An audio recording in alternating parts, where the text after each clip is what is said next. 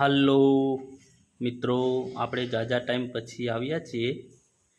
આજે આપણે ભરેલો ભીંડાનું શાક બનાવવાનું છે, એના માટેની રેસીપી છે। તો આપણે 500 ગ્રામ જેટલો ભીંડો લઈ લીધો છે, બરાબર છે। હવે આને આપણે કટિંગ કરવાનો છે, બરાબર છે।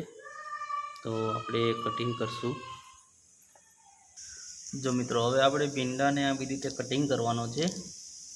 બે સાઈડથી થોડું થોડું કટિંગ કરી લેવાનું અને એક ચીરો આખો પાડી દેવાનો છે, બરાબર છે। આપણે આવી રીતે કરશું,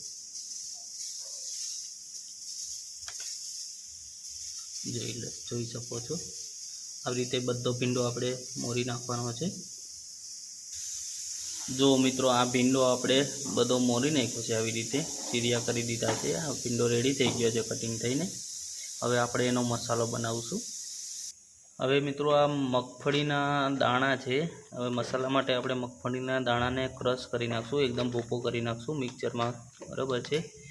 મિક્સરમાં કાઢી નાખશું, આપણે કરીએ અત્યારે। હવે આપણે આ માંડવીના દાણાનો ભૂકો કરી દીધો છે, બરાબર છે। હવે આની અંદર આપણે મસાલો માટે આપણે લસણવાળી ચટણી, જે લસણ અને મરચું પાવડર નાખશું, બે મિક્સ કરીને ખાંડીને આ લસણવાળી ચટણી તૈયાર છે, બરાબર છે। જેટલું તમારે તીખું રાખવું એટલું આપણે નાખી શકીએ, બરાબર। હવે એની અંદર આપણે હળદર નાખશું 1.5 ચમચી, 1 થી 1.5 ચમચી જેટલી, બરાબર છે। પછી નાખશું ધાણા જીરું, બરાબર છે। ધાણા જીરું તો સારું, એટલે ધાણા જીરું। પછી નાખશું હિંગ 1 ચમચી, ઓકે। હવે આની અંદર આપણે સ્વાદ પ્રમાણે મીઠું નાખશું।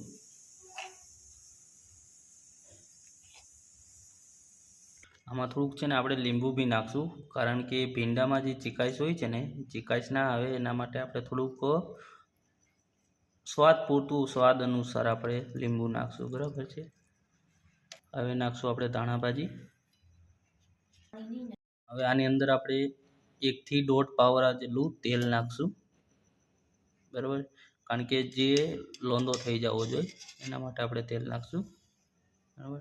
અને હવે આપણે આને મિક્સ કરી લેશું, એટલે એકદમ મસ્ત બધું મિક્સ થઈ જશે। જો મિત્રો, હવે આપણે આ મસાલો તૈયાર થઈ ગયો છે। હવે આપણે ભીંડાની અંદર ભરવાનો છે, બરાબર છે। તો આવી રીતે આપણે અંદર ભરી દઈશું, જોઈ શકો છો તમે।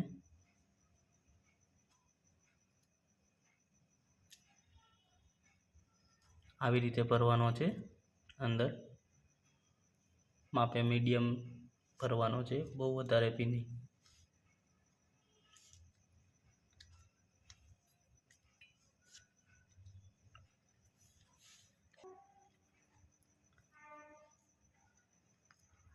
આવી રીતે ભરતું જવાનું છે।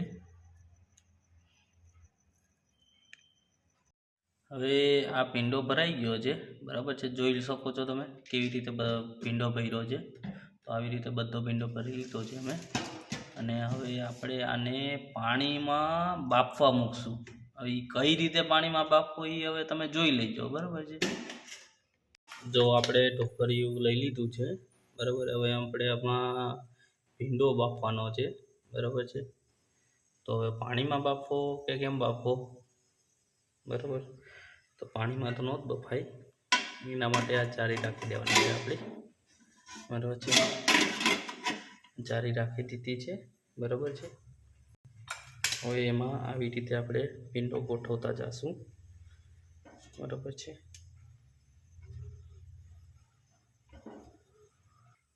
આવી રીતે ગોઠવતું જવાનું છે બધા ભીંડા, બરાબર છે। જો હવે અમે ગોઠવી દીધો છે વ્યવસ્થિત, બરાબર છે, આવી રીતે। હવે આને આપણે 15 થી 20 મિનિટ સુધી બફાવા દેશું, બરાબર। આવી રીતે બંધ કરીને 15 થી 20 મિનિટ આપણે રાખશું, બરાબર। 15-20 મિનિટ પછી આપણે એને જોશું।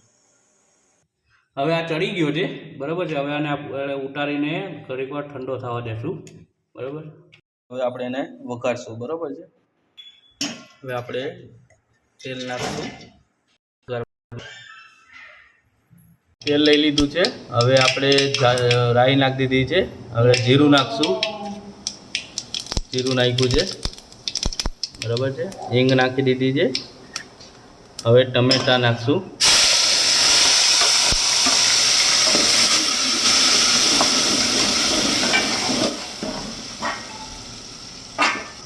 સ્વાદ પૂરતી હળદર નાખી દઈશું. ખાલી ઓમાં તો મસાલામાં નાખી દીધી, તો બી આપણે આમાં થોડીક નાખી દઈશું હળદર. આપણે જે મસાલો બનાવ્યો હતો ને એ વહીતો હતો, હવે એ બી નાખી દઈશું આપણે થોડો, બરાબર છે. વધેલો મસાલો નાખી દેવાનો, ગ્રેવી જાડી થાય થોડી. જો આ ચડી ગયું છે એકદમ. હવે આપણે આની અંદર ભીંડો નાખશું.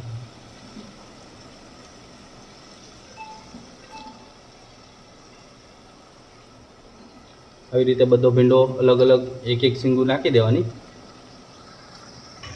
એટલે સિંગુ બધી નાખી દીધી છે અને થોડું થોડું હળવા હાથે હલાવી દેવાનું, બરાબર છે. એટલે મિક્સ થઈ જાય બધું ગ્રેવી. જો આ ભરેલા ભીંડાનું શાક રેડી થઈ ગયું છે, બરાબર. તમે લોકોએ ભરેલા રીંગણાનું તો શાક ખાધું હશે, પણ ક્યારેક આ બી ભરેલા ભીંડાની ટ્રાય કરજો આવી રીતે રેસીપી પ્રમાણે. મસ્ત મજા આવશે તમને.